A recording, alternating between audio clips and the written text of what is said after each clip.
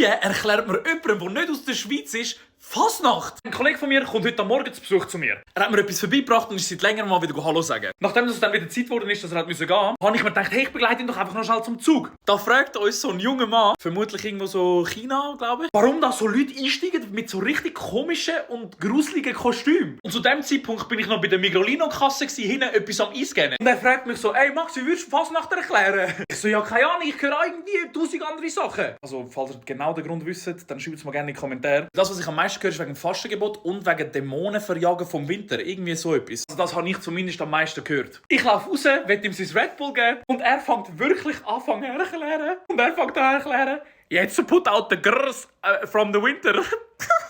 Und ich so, du meinst Demons, Bro? Er so, yes, Demons. Ich so, ja, grr. Und der Typ schaut uns beide an. Es hat einfach nur noch so, okay. Thank you. Ich Kollege dann voller Stolz, er so, hast du gesehen, Max, er hat verstanden. Und ich so, ja, sicher, er hat dich verstanden. Das Einzige, was er verstanden hat, ist dein Gesicht, das so grrr gemacht hat. Bro, du könntest ja genau so ein Stier sein. Wie würdet ihr so etwas erklären? Schreibt es mal in die Kommentare. Und wer von euch war heute am Morgen um 5 Uhr, glaube ich, in Luzern gewesen? Und wie war es? Erzählt mal. Ich konnte leider nicht kommen, wegen meiner Katze. Viele haben ja gefragt, warum ich nicht da sein kann. Aber der junge Mann da hat eben Asthma. Und ich muss ihm jeden Morgen den Asthma-Spray geben. Und deswegen, ja. Aber es gibt ja noch ein paar gute Fasnachten da draussen, deswegen mal schauen.